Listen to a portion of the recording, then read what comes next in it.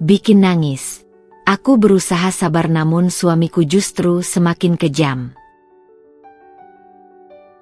Halo Bunda, semoga Bunda semuanya dalam keadaan sehat dan bahagia ya. Sebelum masuk ke ceritanya, jangan lupa like, komen dan subscribe channel ini ya. Selamat menonton. Masa muda selalu penuh dengan mimpi dan harapan besar. Dan itulah yang aku rasakan saat pertama kali menginjakan kaki di dunia kerja.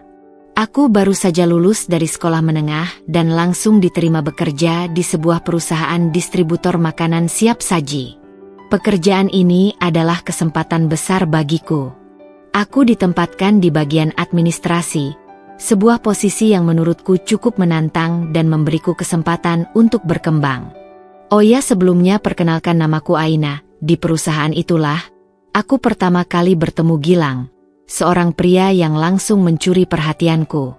Gilang bekerja sebagai kepala gudang, dan meskipun usianya masih muda, ia sudah memiliki reputasi yang baik di perusahaan. Ia dikenal sebagai sosok yang tegas, bertanggung jawab, namun tetap rendah hati. Sosoknya yang karismatik dengan senyum hangat selalu bisa mencairkan suasana. Banyak pegawai wanita di kantor yang membicarakannya, tetapi aku tak pernah terlalu ambil pusing. Pikiranku saat itu hanya terfokus pada pekerjaan, membangun masa depan yang lebih baik. Namun, takdir sepertinya punya rencana lain. Suatu hari, pertemuan yang tak terduga antara aku dan Gilang mengubah segalanya. Hari itu, aku sedang terburu-buru mengumpulkan berkas untuk diserahkan ke bagian gudang. Di tengah kesibukan, aku tanpa sengaja menjatuhkan seluruh berkas yang kubawa. Kertas-kertas itu berserakan di lantai, membuatku panik dan malu. Saat aku sedang berusaha mengumpulkan kembali berkas-berkas tersebut, tiba-tiba sebuah tangan besar dan hangat ikut membantuku. Biar aku bantu. Suara itu terdengar lembut tapi jelas. Aku mendongak dan melihat Gilang, yang sudah berjongkok di hadapanku dengan senyum ramah. Seketika, rasa maluku semakin memuncak. Aku mencoba berbicara, tapi kata-kataku tersendat. Terima kasih, Pak Gilang.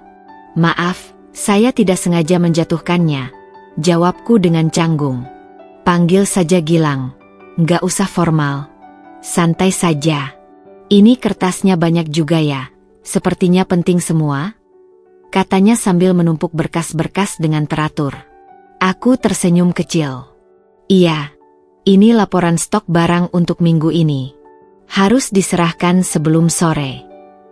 Gilang membantu mengumpulkan semua berkas dengan cepat dan memastikan tidak ada yang tertinggal. Saat kami berdiri dan saling berhadapan, aku merasakan ada sesuatu yang berbeda. Matanya tampak dalam, seolah-olah ada kehangatan yang tersembunyi di balik tatapannya. Entah bagaimana, di momen sederhana itu, aku merasa ada sebuah ikatan tak kasat mata yang mulai terbentuk antara kami. Setelah hari itu, interaksi kami menjadi lebih sering. Setiap kali aku mengantarkan berkas ke gudang, kami selalu sempat berbincang. Kadang hanya basa-basi sederhana tentang pekerjaan, kadang tentang hal-hal pribadi seperti hobi atau rencana masa depan.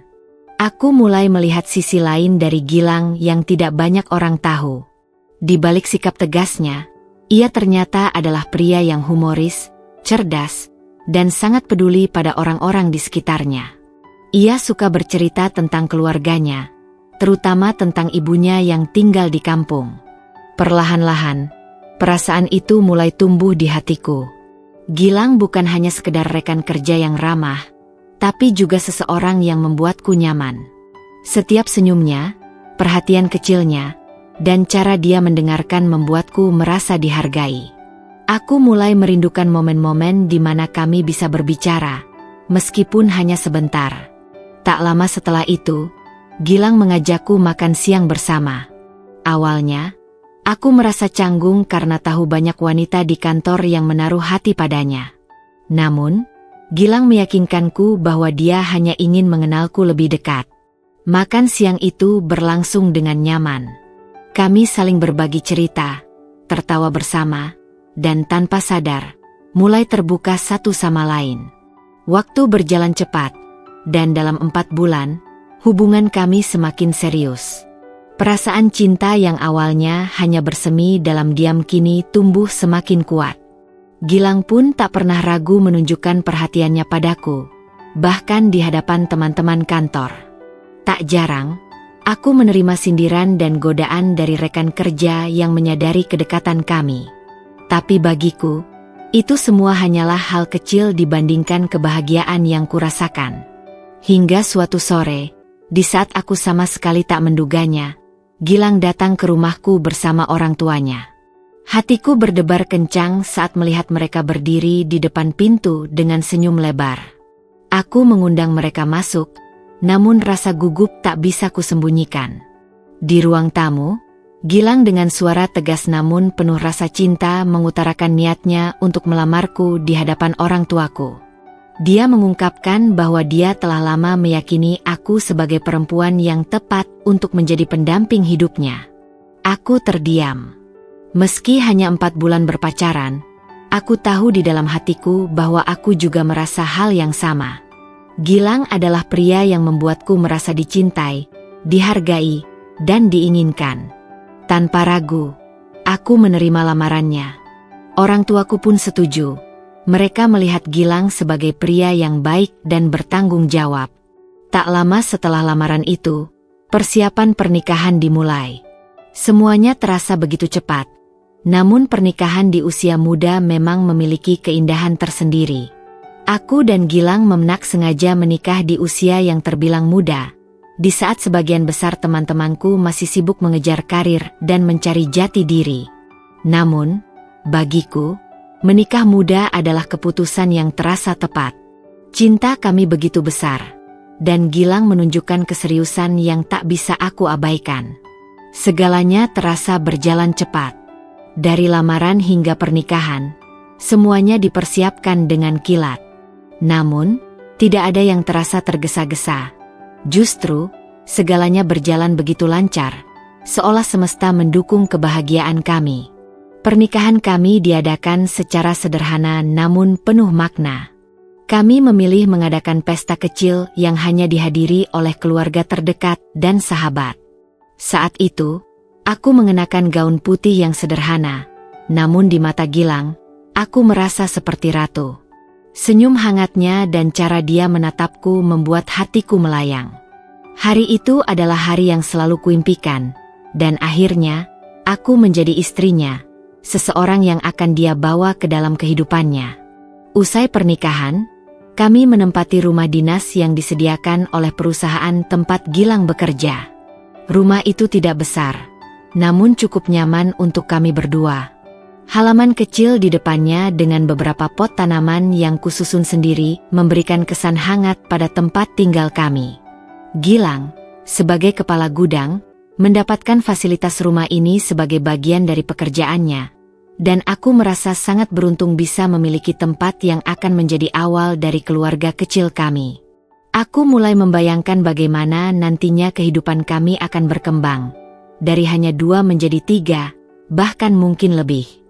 Di rumah baru kami, hari-hari pertama pernikahan dipenuhi dengan tawa dan kebahagiaan. Setiap sudut rumah terasa seperti tempat baru untuk mengeksplorasi, menciptakan kenangan yang akan kami kenang selamanya. Aku memang sudah memutuskan untuk resign dari pekerjaan dan sekarang hanya Gilang saja yang bekerja dan aku fokus di rumah menjadi ibu rumah tangga. Kami sering menghabiskan waktu bersama di malam hari setelah Gilang pulang bekerja, bercakap-cakap tentang rencana masa depan, impian, dan harapan yang kami miliki. Gilang selalu berkata bahwa dia ingin memberiku kehidupan yang bahagia, dan aku percaya itu. Cintanya begitu nyata, begitu tulus. Keluarga besar Gilang juga menerima kehadiranku dengan sangat hangat. Awalnya, aku merasa canggung, mengingat aku datang dari latar belakang yang berbeda. Gilang berasal dari keluarga besar yang penuh tradisi, sementara keluargaku jauh lebih sederhana dan tak terlalu terikat dengan adat. Namun, setiap kali aku mengunjungi keluarganya, mereka selalu menyambutku dengan senyum lebar dan perlakuan penuh kasih sayang. Ibunya, terutama, selalu memperlakukanku seperti anak perempuan yang tidak pernah dia miliki. Aku ingat bagaimana beliau dengan sabar mengajarkanku beberapa resep masakan khas keluarga mereka, yang pada awalnya terasa sulit, tapi lama-kelamaan menjadi bagian dari rutinitasku sehari-hari. "Gimana Aina, kamu sudah bisa buatkan masakan kesukaan Gilang?" tanya Ibu Gilang suatu sore saat kami berada di dapur bersama. Senyumnya lembut, tapi aku tahu ada keingintahuan yang tulus di matanya. Aku tersenyum dan mencoba menjawab dengan percaya diri. "Iya Bu, ini Aina juga sedang belajar Bu. Lagi pula, Gilang suka semua yang saya masak sejauh ini." Ibu Gilang tertawa pelan dan menepuk punggungku. "Tentu saja dia suka. Siapa yang tidak suka masakan istri tercinta?" katanya dengan nada menggoda. Momen-momen seperti itu membuatku merasa semakin nyaman berada di lingkungan keluarganya. Aku merasa diterima sepenuhnya, dan itu memberiku kekuatan untuk menghadapi segala tantangan yang mungkin akan datang. Meski begitu, tak bisa dipungkiri bahwa pernikahan di usia muda memang membutuhkan banyak penyesuaian. Gilang dan aku masih dalam fase belajar untuk saling memahami, baik sebagai pasangan maupun sebagai individu yang sedang berkembang. Sebagai pasangan muda, kami kadang menghadapi perbedaan dalam cara pandang. Gilang yang terbiasa bekerja keras kadang-kadang pulang dengan kelelahan, dan di saat-saat itu, suasana rumah menjadi agak tegang. Aku berusaha untuk memahami, tetapi di dalam hati, ada keinginan untuk lebih banyak waktu bersama. Pada malam-malam tertentu, saat dia terlalu sibuk dengan pekerjaan, aku akan duduk di ruang tamu sendirian, merindukan kebersamaan kami yang dulu terasa begitu dekat saat masih berpacaran. Tapi setiap kali aku mengutarakan keinginanku untuk lebih banyak waktu bersama, Gilang selalu berkata dengan lembut, "Ini semua untuk kita, sayang. Aku ingin memastikan masa depan kita terjamin." Aku mengangguk, meski kadang hatiku terasa sedikit berat. Aku tahu Gilang berusaha yang terbaik, tapi ada saat-saat di mana aku berharap dia bisa sejenak berhenti dan menikmati momen-momen kecil bersama. Aku juga mencoba memahami tekanan yang dia rasakan sebagai kepala keluarga di usia muda, terutama dengan posisinya di perusahaan yang menuntut tanggung jawab besar. Namun, terlepas dari itu semua, kehidupan pernikahan kami berjalan dengan cukup harmonis. Gilang tetap pria yang perhatian, dan dia selalu memastikan aku merasa nyaman di rumah. Kami sering berbagi tugas rumah tangga bersama, meski kadang dia terlihat canggung saat mencoba memasak atau membersihkan rumah. Namun, di balik semua itu, aku bisa merasakan cinta dan keinginannya untuk selalu membuatku bahagia. Tak lama setelah pernikahan kami, kabar bahagia datang menghampiri. Aku hamil, dan berita itu langsung membawa kegembiraan luar biasa dalam hidup kami. Saat aku memberitahu Gilang, dia tampak lebih bahagia daripada sebelumnya.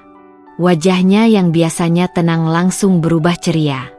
Dia merangkulku, menatap mataku dengan penuh cinta, dan berkata, "Ini adalah hadiah terindah yang pernah aku terima. Terima kasih, sayang." Kehamilan pertamaku terasa seperti anugerah yang mengikat cinta kami semakin erat.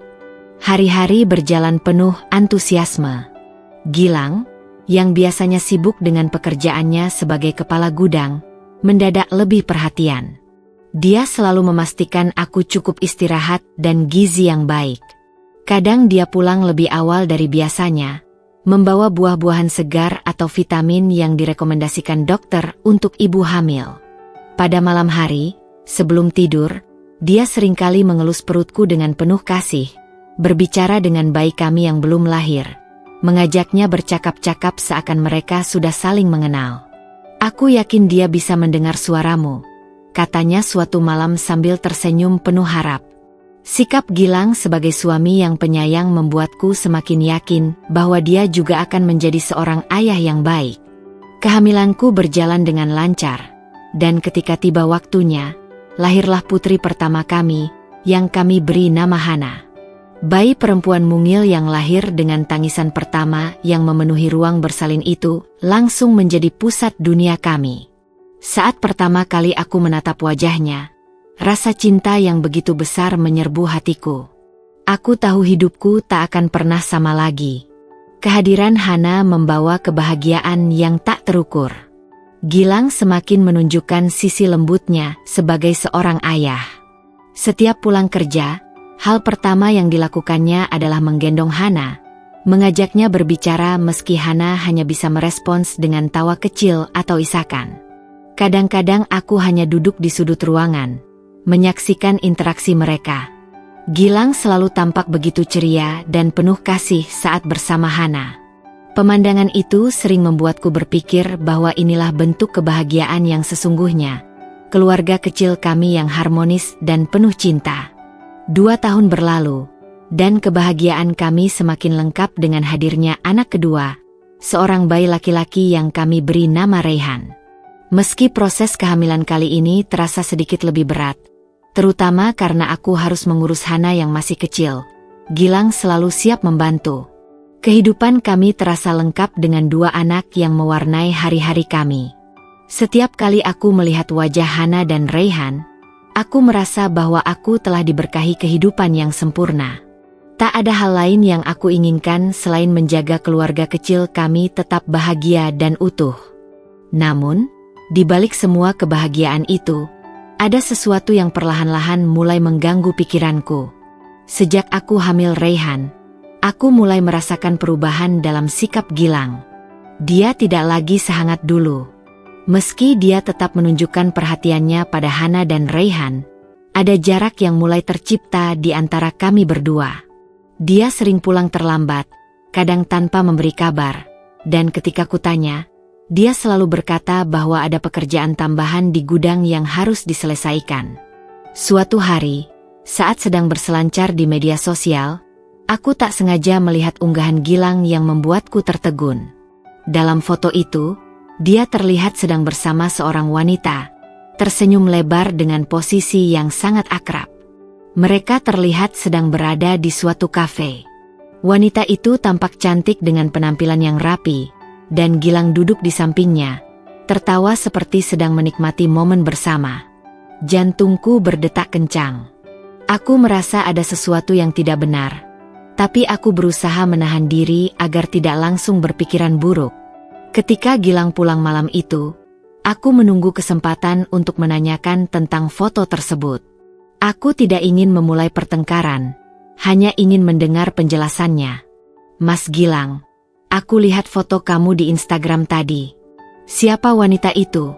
Tanyaku, mencoba terdengar santai meski ada ketegangan dalam suaraku. Oh, itu hanya teman biasa.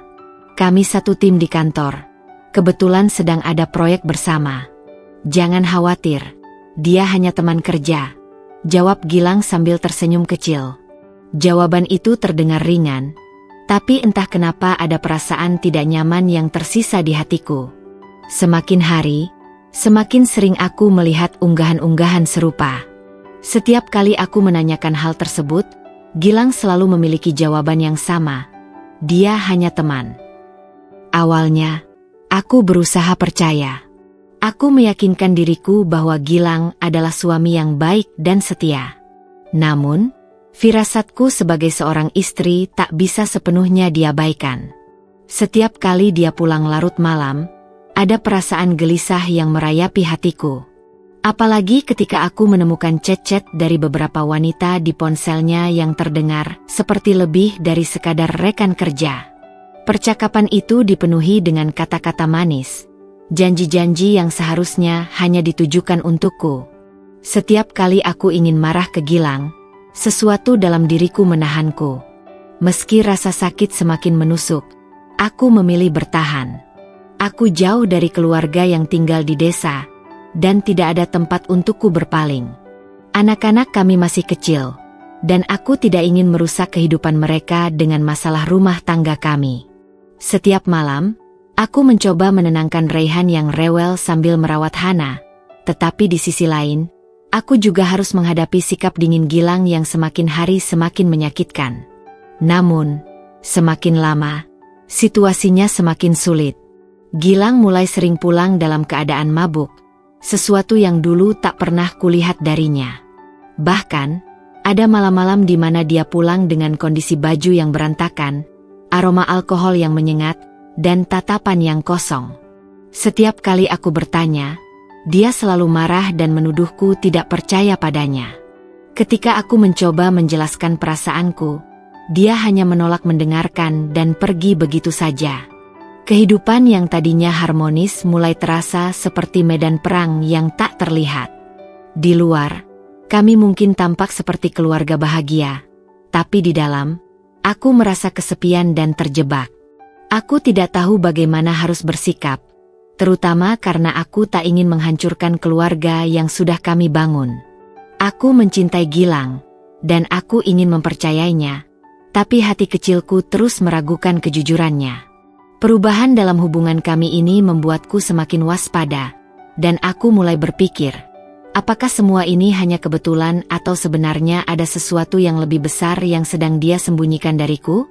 Malam itu, suasana rumah terasa begitu berat.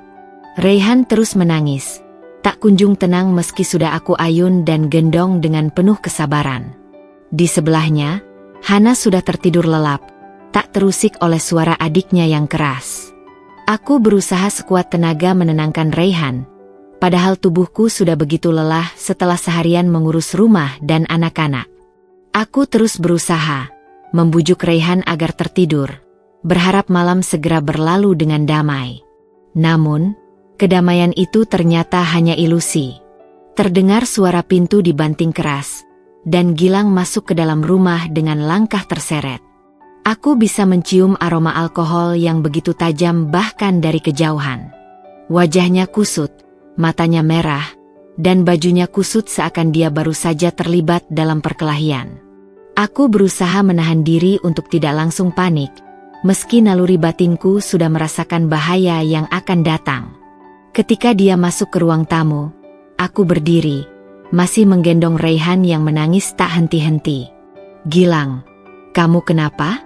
Pulang selarut ini lagi, kamu mabuk ya?" Tanyaku hati-hati, berharap bisa meredakan suasana. Namun, bukannya menjawab, Gilang malah menatapku dengan tatapan dingin dan marah. "Diam kau," bentaknya dengan nada kasar. Aku terkejut. Belum pernah dia berbicara padaku dengan nada seperti itu. Aku mencoba mengatur napas, tapi sebelum aku bisa merespons, tangan Gilang yang besar dan berat melayang ke pipiku. Tamparan keras itu mendarat di wajahku, membuat dunia seakan berhenti sejenak. Pipiku terasa panas, perih, dan dadaku dipenuhi rasa sesak. Aku terdiam, tidak percaya bahwa suamiku sendiri, orang yang dulu begitu aku cintai, telah melakukan kekerasan padaku untuk pertama kalinya. Seluruh tubuhku gemetar, tapi aku tidak berteriak. Aku tidak ingin membangunkan Hana yang sedang tidur. Aku juga tidak ingin membuat Raihan menangis lebih keras. Namun, rasa sakit fisik itu belum seberapa dibandingkan dengan yang terjadi selanjutnya. Dalam kemarahannya, Gilang merampas Raihan dari pelukanku dan membanting tubuh mungilnya ke sofa. Raihan menjerit keras, tangisannya semakin memilukan. Aku panik, bergegas mendekati Raihan yang tergeletak dengan posisi yang tidak nyaman, takut dia terluka. Aku langsung memeluk Raihan kembali ke dalam pelukanku, memastikan dia baik-baik saja. Tapi di hatiku, ada rasa takut yang menggerogoti setiap sudut. Rasa takut bahwa mungkin kali ini lebih dari sekadar tamparan. Malam itu menjadi titik awal perubahan yang mengerikan dalam rumah tangga kami. Gilang, pria yang dulu kuanggap sebagai suami penyayang dan ayah yang baik, kini berubah menjadi sosok yang menakutkan. Kekerasan mulai menjadi bagian dari hidupku. Hari demi hari, Gilang semakin sering pulang dalam keadaan mabuk, dan setiap kali dia pulang, amarahnya selalu dilampiaskan kepadaku. Tamparan, tendangan, bahkan bentakan-bentakan kasar menjadi pemandangan sehari-hari dalam rumah kami. Awalnya, dia hanya menampar, tapi seiring waktu, kekerasannya semakin menjadi-jadi.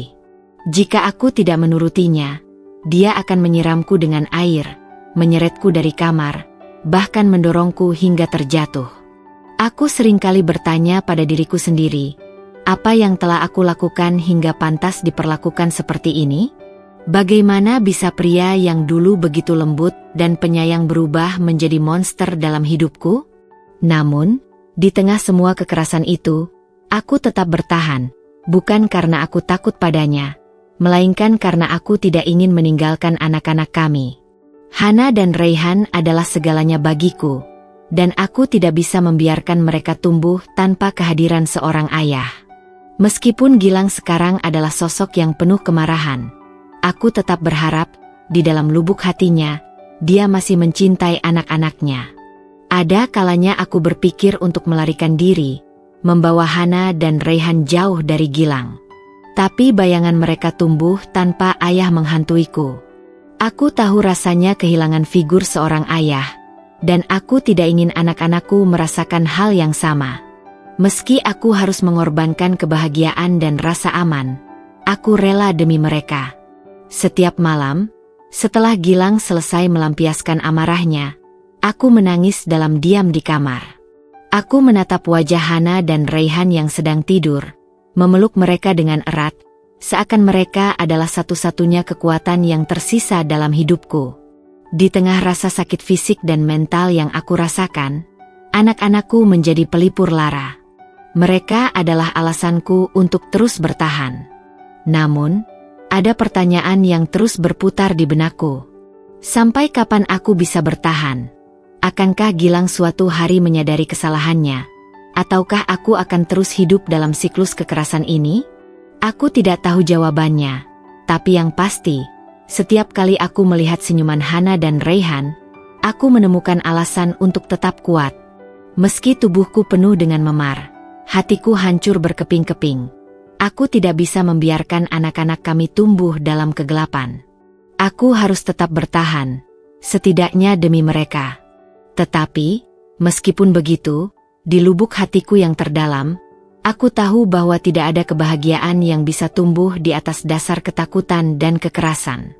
Aku tahu aku harus melakukan sesuatu, bukan hanya untuk diriku sendiri, tetapi juga untuk anak-anakku yang berhak mendapatkan kehidupan yang lebih baik. Namun, keberanian untuk bertindak masih tersembunyi di balik dinding ketakutanku. Malam pertama kekerasan itu hanyalah awal dari kegelapan yang panjang, dan aku tidak tahu bagaimana caranya menemukan jalan keluar dari kegelapan ini. Namun ternyata kenyataan pahit itu belum cukup aku terima. Puncak dari segala penderitaanku terjadi ketika Gilang membawa seorang wanita asing ke rumah kami. Wanita itu berdandan menor dan berpakaian sangat seksi. Aku tahu, wanita itu pasti adalah wanita bayaran. Gilang mengurungku di kamar, sementara dia dengan terang-terangan bermesraan di kamar lain. Aku mendengar tawa mereka, canda mesra yang dulu pernah aku rasakan. Rasa sakit dan penghinaan menelusup ke seluruh tubuhku. Aku tidak bisa terus berdiam diri. Setiap malam terasa seperti mimpi buruk yang tak pernah usai, dan aku tak tahu berapa lama lagi aku bisa menahan diri dari kehancuran total. Tubuhku penuh dengan memar, jiwaku terkoyak, tapi aku sadar, jika aku terus pasrah, Gilang hanya akan semakin merajalela. Demi Hana dan Raihan, aku harus bertindak. Aku harus keluar dari neraka ini, meski risikonya besar. Namun, kali ini, aku tak bisa gegabah. Aku butuh rencana yang matang. Semua bermula ketika aku mencari informasi tentang kekerasan dalam rumah tangga di internet, diam-diam, di tengah malam saat Gilang terlelap. Aku membaca kisah-kisah dari wanita lain yang berhasil melarikan diri, wanita-wanita yang kuat, yang memilih melawan meskipun mereka tahu taruhannya adalah nyawa mereka sendiri. Aku mulai mencari tahu tentang cara mengumpulkan bukti, tentang perlindungan hukum, dan bagaimana mengambil langkah yang tepat tanpa memicu lebih banyak kekerasan. Rencana pertamaku adalah merekam semua tindakan Gilang. Aku tahu kata-kata dan memar di tubuhku tidak akan cukup sebagai bukti yang kuat di pengadilan. Aku butuh rekaman yang menunjukkan apa yang benar-benar terjadi. Aku butuh bukti visual yang tak bisa disangkal oleh siapapun. Dengan sedikit uang yang aku simpan diam-diam, aku membeli beberapa kamera kecil yang mudah disembunyikan. Kamera-kamera itu memiliki kualitas cukup bagus, dan aku tahu Gilang tak akan pernah curiga. Dia terlalu yakin bahwa aku tidak akan pernah melawannya. Aku mulai memasang CCTV di beberapa sudut rumah, di ruang tamu, di dekat kamar tidur, bahkan di dapur, tempat di mana seringkali pertengkaran kami meletus. Setiap sudut yang memungkinkan kekerasan terjadi, aku lengkapi dengan kamera tersembunyi. Aku melakukannya dengan hati-hati, menunggu saat Gilang pergi bekerja atau mabuk terlalu berat hingga tidak menyadari pergerakanku. Aku tahu betul risikonya. Jika Gilang tahu aku merekamnya, aku bisa dibunuh. Tapi aku juga tahu, jika aku tidak melakukannya, aku akan mati secara perlahan dalam siklus kekerasan ini. Pilihanku sudah bulat. Malam itu, ketika aku sudah siap secara mental, Gilang pulang dalam keadaan mabuk berat, seperti biasanya. Wajahnya merah, langkahnya tak terarah. Aku bisa melihat kemarahan sudah membara di matanya, bahkan sebelum dia mengatakan apapun. Reyhan sedang tertidur, tapi Hana masih terjaga, berusaha menahan kantuk sambil bermain boneka di ruang tamu. Aku tahu Gilang tak suka melihat Hana masih bangun pada jam itu. "Hana, tidur sana," suaranya keras dan mengintimidasi. Hana langsung meringkuk ketakutan dan menatapku, berharap aku akan melindunginya. Hatiku remuk melihat putri kecilku ketakutan seperti itu. Aku mencoba menenangkan Gilang. "Gilang, biarkan dia sebentar lagi, aku yang akan menidurkannya." Namun, bukannya mendengarkan, dia malah melayangkan tamparan keras ke wajahku. Aku terhuyung. Tapi aku tetap menjaga posisiku di dekat salah satu sudut rumah yang sudah aku pasangi CCTV. Aku menahan sakit, memastikan semuanya terekam. Dia memukulku lagi, kali ini lebih keras, hingga aku jatuh terduduk. Aku tidak melawan, hanya menangis dalam diam sambil sesekali melihat ke arah kamera tersembunyi, memastikan semuanya terekam dengan jelas. Tangis Hana pecah, dan itu membuat Gilang semakin marah. Dia mendekati Hana, tapi aku segera bangkit, menghalangi dia. "Jangan sentuh anak-anak kita," aku berteriak. Mungkin untuk pertama kalinya aku melawan. Gilang terlihat terkejut sejenak, tapi kemudian kemarahannya meledak. Dia memukulku lagi, tapi kali ini aku sudah siap. Aku tidak merasakan sakit seperti sebelumnya. Karena di dalam hatiku, aku tahu, bukti itu sudah ada. Rekaman yang akan membuktikan betapa buruknya perlakuan Gilang terhadap kami. Setelah amarahnya mereda, Gilang pergi ke kamar dan terkapar di tempat tidur. Sementara aku masih merasakan perih di tubuhku. Namun, di tengah rasa sakit fisik dan mental, ada perasaan lega yang menyelinap. Aku tahu, ini adalah langkah pertama untuk membebaskan diri dari belenggu pernikahan ini. Keesokan harinya, dengan hati-hati, aku mengambil semua rekaman dari CCTV dan menyimpannya di tempat aman. Aku juga mulai menghubungi seorang pengacara secara rahasia, menggunakan waktu-waktu di mana Gilang sedang bekerja atau mabuk berat. Aku tahu, langkah berikutnya akan lebih sulit, tapi aku sudah siap. Aku tidak bisa lagi berdiam diri. Demi Hana, demi Reyhan, dan demi diriku sendiri, aku harus melawan. Aku tidak tahu apa yang akan terjadi setelah ini, tapi satu hal yang pasti, aku tidak akan lagi menjadi korban tanpa suara. Kekerasan yang dilakukan Gilang mungkin telah melukai tubuhku, tapi itu tidak akan menghancurkan jiwaku. Dengan bukti yang ada, aku akhirnya memutuskan untuk memviralkan rekaman CCTV tersebut. Aku tidak tahu harus meminta bantuan kemana lagi, tetapi aku yakin media sosial bisa menjadi jembatan untuk mendapatkan pertolongan. Saat video tersebut viral, netizen mulai berkomentar dan memberikan dukungan. Aku tidak sendirian lagi, mereka berdiri di belakangku untuk melawan ketidakadilan ini. Viralnya video kekerasan itu membuat segalanya berubah dengan cepat. Dalam hitungan hari, teleponku berdering tanpa henti, bukan hanya dari keluarga dan teman, tetapi juga dari lembaga perlindungan perempuan dan anak yang tergerak melihat penderitaanku. Mereka datang ke rumah, membawakan harapan dan dukungan yang sudah lama hilang dalam hidupku. Untuk pertama kalinya, aku merasa tidak sendiri. Dengan dorongan dari mereka, aku akhirnya melaporkan semua perbuatan Gilang ke pihak berwajib. Aku tahu, ini akan menjadi langkah terakhir yang membebaskanku dari belenggu pernikahan yang penuh kekerasan. Proses hukum dimulai. Setiap kali melihat Gilang di ruang sidang, ada campuran antara rasa takut dan lega. Takut, karena aku tahu bagaimana amarah Gilang bisa meledak kapan saja. Lega, karena ini adalah jalanku menuju kebebasan. Gilang akhirnya ditangkap. Hakim menjatuhkan vonis yang setimpal atas kekerasan yang selama ini dia lakukan. Gilang menerima hukuman penjara, dan aku merasa seolah beban berat di pundakku akhirnya sedikit demi sedikit mulai terangkat. Aku bisa bernapas lega. Aku dan anak-anak akhirnya bisa hidup tanpa teror. Aku bisa mulai memikirkan masa depan kami tanpa rasa takut. Namun, malam setelah Gilang resmi dijebloskan ke penjara, aku menyadari sesuatu yang tak pernah kukira akan muncul. Rasa kehilangan. Meskipun Gilang adalah sumber penderitaanku, dia juga adalah ayah dari anak-anakku. Aku tak bisa mengabaikan fakta bahwa di balik semua kekerasannya, ada kenangan manis dari masa lalu, sebelum semuanya berubah. Kenangan saat dia menggendong Hana dengan lembut, atau saat dia tersenyum melihat Raihan tertawa untuk pertama kali.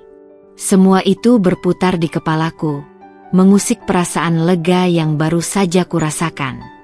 Hari-hari setelahnya tidak berjalan semudah yang kupikirkan.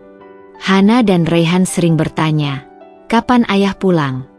Dan aku harus menjawab dengan senyum palsu, menahan air mata yang hampir tumpah. Mereka tidak sepenuhnya mengerti mengapa ayah mereka tidak lagi ada di rumah. Di mata mereka, Gilang masihlah sosok ayah yang mereka cintai.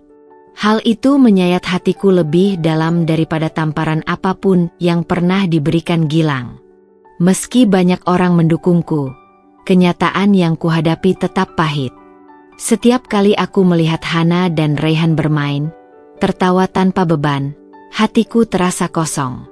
Aku berjuang sekuat tenaga untuk menjadi sosok ibu yang kuat bagi mereka, tapi ada malam-malam di mana aku tak bisa menahan tangis.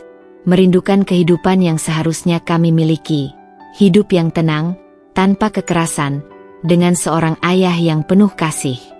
Setahun setelah Gilang ditahan, kehidupan kami perlahan kembali stabil.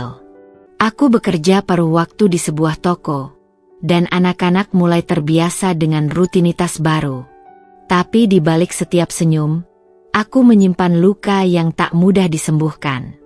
Kadang, Hana masih menyebut nama ayahnya dalam doanya, berharap suatu hari mereka bisa kembali bersama. Dan Raihan, meski belum mengerti banyak, seringkali menatap foto keluarga kami dengan tatapan yang penuh pertanyaan.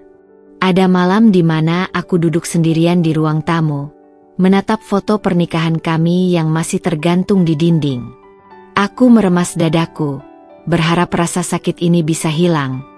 Tapi kenyataannya, itu terus ada. Aku selamat, tapi dengan harga yang sangat mahal. Kehilangan cinta, kehilangan kepercayaan, dan kehilangan keluarga yang pernah aku impikan. Meski aku tahu aku melakukan hal yang benar, ada bagian dari diriku yang tak pernah bisa benar-benar sembuh. Bagian dari diriku yang masih terikat dengan masa lalu, dengan kenangan-kenangan manis yang kini terasa begitu jauh. Di saat-saat seperti ini, aku hanya bisa memeluk Hana dan Raihan lebih erat, berusaha meyakinkan diriku sendiri bahwa ini adalah jalan yang terbaik untuk kami. Masa depan mungkin akan lebih cerah, tapi bayang-bayang masa lalu tetap menghantui. Aku mencoba untuk bahagia, untuk terus maju, tapi setiap langkah terasa berat. Mungkin aku bebas dari Gilang, tapi aku tak pernah benar-benar bebas dari kenangan tentang dia. Dan pada akhirnya, Itulah kenyataan yang harus kuterima.